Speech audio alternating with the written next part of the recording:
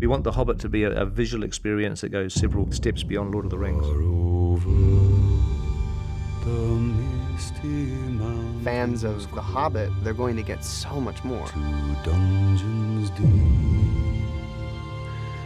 and caverns. You'll get taken on an amazing ride.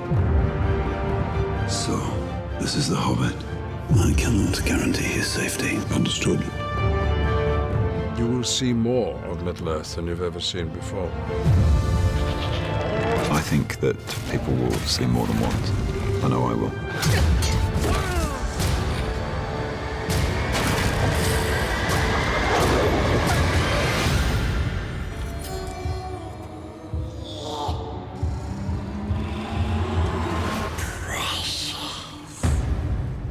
When we made The Lord of the Rings, I was absolutely sure that that was going to be a once-in-a-lifetime experience.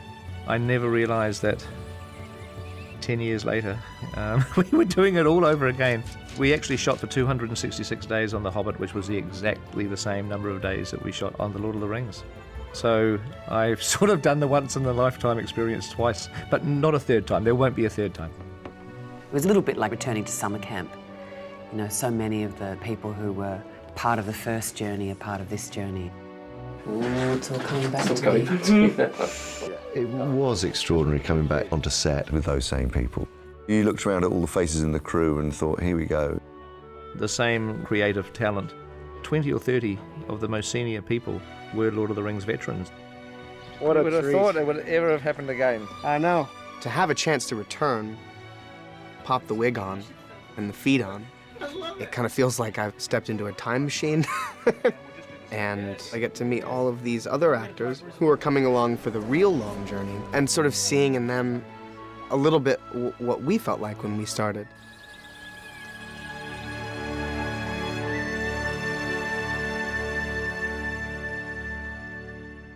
The Hobbit is actually Professor Tolkien's most beloved book, and it's your first introduction to Middle-earth for a lot of readers. The story of The Hobbit takes place 60 years before the events in The Lord of the Rings. Bilbo Baggins. I'm looking for someone to share in an adventure. We join Bilbo, as the book The Hobbit does, as a kind of home-loving, fairly solitary hobbit. They like their comfort, they like their food, and they treat strangers with suspicion. So the worst thing that could happen in Bilbo Baggins' life is to suddenly be dragged off into a dangerous adventure. Mr. Baggins? At your service. Fortune comes knocking on his door in the shape of 13 dwarves.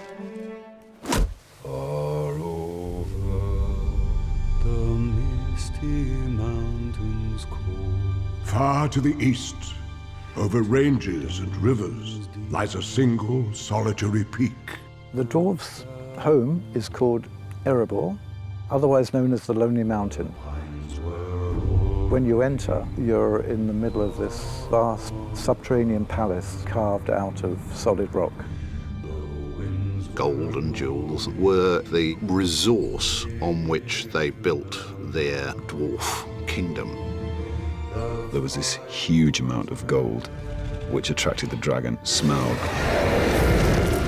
Dwarves try to defend Erebor, but there's nothing they can do. Erebor is literally ripped apart. Since then, the dwarves have been a wandering people, and many of us have been homeless. We will seize this chance to take back Erebor! The dwarves that turn up at Bag End are the only volunteers that have decided to back this quest. 13 people. You asked me to find the 14th member of this company, and I have chosen Mr. Baggins. Me? No. The one thing with hobbits is that they are very stealthy, and that's exactly the quality that Gandalf the Wizard is looking for. You'll have a tale or two to tell when you come back. Can you promise that I will come back? No. Which brings us to the question, why does he go then? And of course, why he goes is because he knows he will never ever have another opportunity like this. Wait! Whoa. Welcome, Master Baggins, to the company of Thorin Oakenshield. Thorin is a direct descendant of a line of kings that stretches almost back to the beginnings of the dwarvish race itself. He's gone from prince to pauper, and he's a battle-hardened warrior. He has a fierce sense of honor, but he's been hardened by life, so his outer shell is pretty impenetrable. The dwarves, they're an incredibly proud race. They have a fire in their blood. They would unnervingly take on any race. They're the kind of people you'd want on your side in a fight. We are very loyal and we would do anything for our brothers. They're very passionate and they laugh 1 minute and then they fight the next minute and then they're like hug the next minute. So they're very, you know, they're up front with their emotions. One of the scary things about adapting The Hobbit is the fact there's 13 dwarves. And differentiating those characters was important. Ne igrit fund. Like he said, never trust an elf. In the book, it's really only 3 or 4 of the dwarves that are kind of expanded in any real way. Gimli in the first film has a very distinctive look, but when you have 13 dwarves in scenes, if they all look the same, it's going to be very difficult for the watching audience. Everyone is very different in a very individual way. It's, yeah, I'm glad I didn't have to do anything. I just stick on the costume, thank God. I think it's probably a couple of thousand drawings were made. Millions of different ideas, running all over the place. If they were all standing on a mountainside, you had to know who they were, just from the shape. That's great. This is the best part of the whole job. You're not finished. It's supposed to be a light spritz. No, it's It is. Oh, no. Each dwarf has his own look and his own style and their own weapons. Shut your mouth! We managed to invent all kinds of interesting methods of warfare. Some fun, some lethal, or some fun, but all lethal. In the end, Pete fell in love with each and every one of those characters. And as much as there's a little bit of dwarf in Peter, I think there's a little bit of Peter in all those dwarfs. Here we go, rotate. The wonderful thing about Peter and his team is that they make it the book and something else. People always say, well, it's this very relatively slight novel, and so how come it's 3 movies? The Hobbit was almost a lifetime's work for Tolkien. We went into the appendices, which you find at the end of The Lord of the Rings, and you learn very specifically about events that occurred in The Hobbit. We're actually expanding The Hobbit, but using Tolkien's notes in the appendices very much as our blueprint. Gandalf, where are you going? Gandalf in The Hobbit, he's often away doing other business, and quite what that is not revealed in the novel. In the films, we get to see what Gandalf was up to when he wasn't on the journey. Tolkien, he created a whole world, the different creatures or people who live in that world, and real history stretching back thousands of years. There's going to be some new characters that are part of Tolkien's story that people haven't thought about. The dark part has found a way back into the world. Excitement looms. Well, Radagast is a wizard. One of the 5. We know that he's an animal-loving, forest-dwelling wizard. Your mind instantly goes to a ragged hermit-type figure. But he loves the animals and the birds in the bushes. I'll draw them off! Go! Oh, dear, oh, dear. Radagast, he's all here in his heart. It's not perhaps quite all there.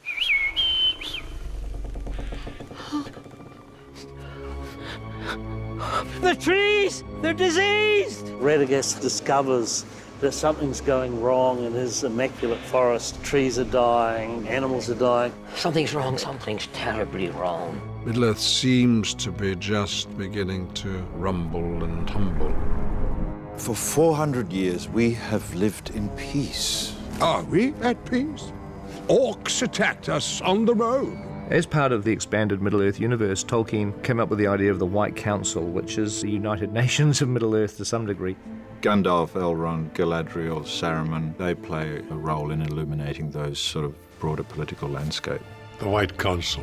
They represent enormous power. There's suspicion amongst all of them that there's this building power of evil getting stronger and stronger. It has to be more than just the dwarves' quest, because their quest is being affected by Middle-earth events and the rise of evil. Seeds being planted for what eventually becomes the time period that we meet in Lord of the Rings, that lead to the great fight for Middle-earth. If you watch then this suite of films in their entirety, it's wonderful that Peter's able to weave those subtle connections between the films. One of my favourites is an older Bilbo telling children the tale of his run-in with 3 large mountain trolls. So there I was, at the mercy of 3 monstrous trolls. The great thing about The Hobbit is we get to see it. Bilbo's encounter with the 3 trolls, William, Bert and Tom, is one of the most iconic passages from the book, and it was something we were really looking forward to bringing to the screen. 3 of us dwarves, Mark, myself and William, are portraying the trolls as well. There were 3-4 days there with Peter on the mocap studio, and we had a tremendous time there, just being in our grey suits. Are we having horse tonight or what? Shut your cake hole. You're like a really dysfunctional group of 3 flatmates. Directing is partly the same, really, apart from the fact that the actors look rather silly. I mean, who would want to walk around all day with a camera pointed right at their nose? The process of getting the trolls animated, we take the data that's been tracked from the mocap stage, and then we started refining that motion, and it was the first time we saw trolls actually verbalizing. Now, are there any more of you little fellas hiding where you shouldn't? Make him squeal! Out of this colourful group of dwarves and wizards, and there's elves, and the story of The Hobbit is to take Bilbo, as played by Martin Freeman, the young, conservative, very safety-conscious Bilbo, and to see him transform. I have never used a sword in my life. He finds a bravery that he didn't know he had, and he finds a sort of nobility that he didn't know he had. And none of the others knew he had. Throughout the course of the quest, Bilbo surprises the dwarves at every stage. Bilbo goes on the journey, and he's changed forever. Was lost. Yes, and I want to get unlost as soon as possible. Now keep your distance.